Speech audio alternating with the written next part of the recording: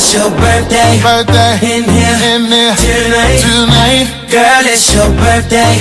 In here tonight. Give it to me, go. Yo, shawty, it's your B-Day. You and your girls taking shots like a relay. I know y'all only come around when the bottles out. Alright, love, so hopping right into the video, the first thing you're going to need is a mannequin head, mine is foam, a stretchy spandex dome cap, some T-pins, needle and thread, of course, I have a curved needle, and some scissors to help you cut the thread and the final track when you're done. Here, I've already applied the dome cap to the foam head, however, I do want to show you guys how to properly align the dome cap to the mannequin head to make sure it fits your head correctly. So the two seams that run down the middle of the dome cap, you need to make sure one is aligned directly over the forehead and one is aligned right below the nape of your head. Next, I'm going to take my needle and thread and pull the thread all the way through the needle so that I can double thread the wefts rather than just single threading them, because I feel like it has more security and is more sturdy when I do that.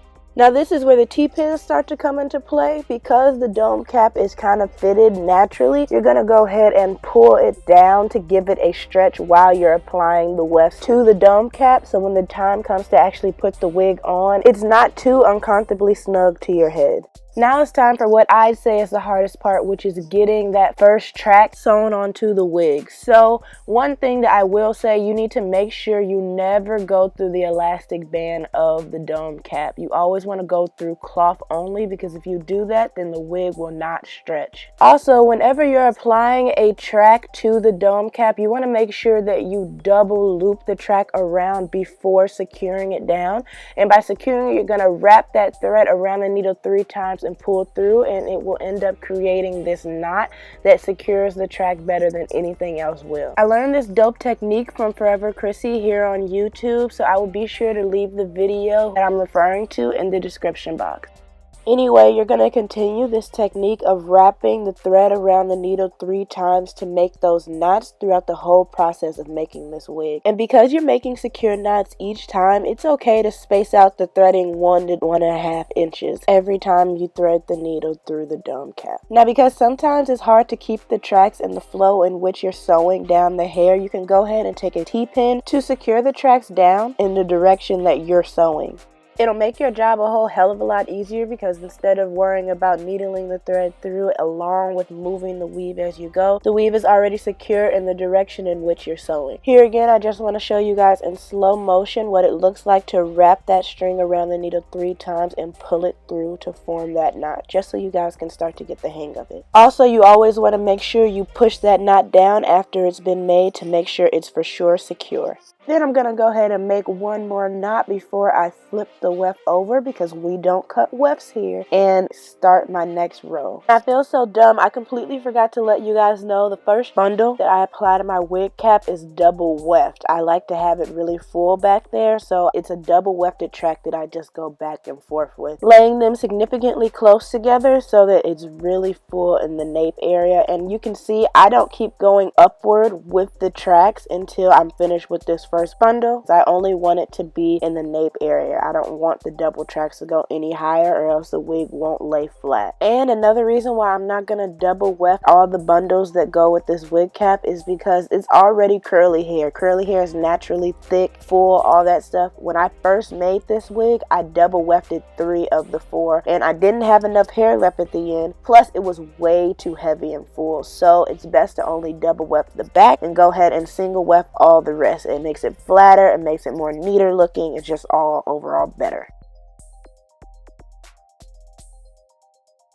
Now here's what the wig is looking like with the first double weft bundle sewn completely down. It's very sturdy, it's secure, so definitely make sure you use Forever Chrissy's technique. Yeah, that hair ain't going nowhere. And for the record, this is Hergivenhair in the texture Coily. They're a really well-known natural hair company that creates gorgeous, realistic, natural looking weave. Like, y'all, this stuff is bomb. Just wait to the end to see the final results. OMG. But anyway, starting with my second bundle, remember we are going to single weft it from now on. I am going to T-pin both ends down and gradually start moving upward away from the nape area now. So this is where you're going to start slightly curving your tracks to start shaping your wig structure.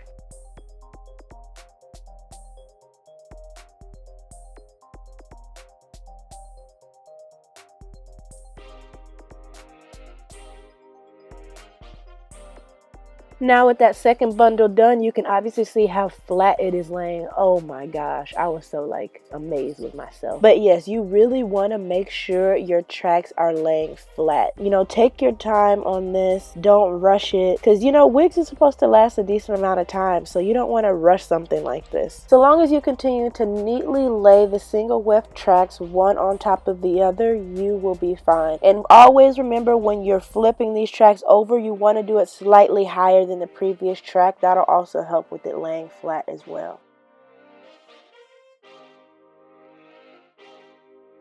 What you're also going to notice is with every slight curve of the tracks, you're going to slowly start kind of making this U type shape. But instead of this being like a U part wig, we're going to go ahead and do the whole thing. So once you've made that distinct U shape, from that point forward, the flip over method is under commence. So you're going to go ahead and literally flip the tracks back and forth between that U shape.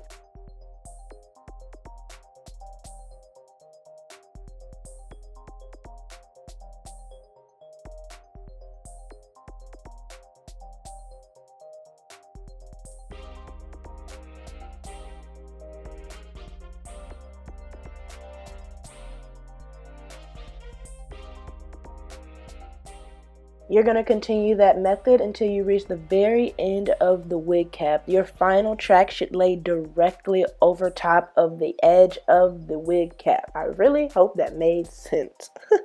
You don't want the wig cap to show at all, especially not in the front. So once you've created that final knot in the U section, you go ahead and cut that weft, and voila, your wig is leaky, girl. And hopefully and prayerfully, if you followed the steps exactly by the way I said, you should be able to flip the hair to the left, to the right, and down the middle. Go ahead and slay, girl. I'm being really goofy right now. But anyway, can we just have a moment of silence for how beautiful this hair texture is?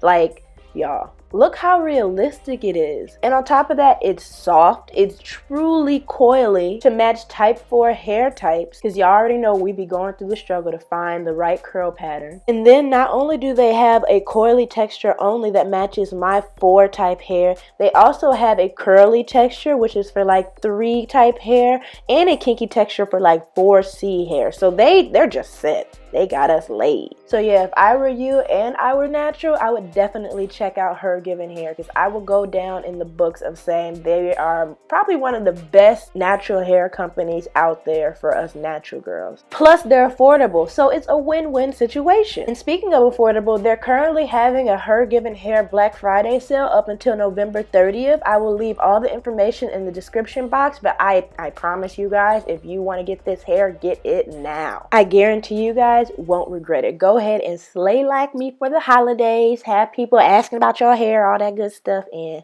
yeah. But I really hope you guys enjoyed this video, and until next time, guys, bye.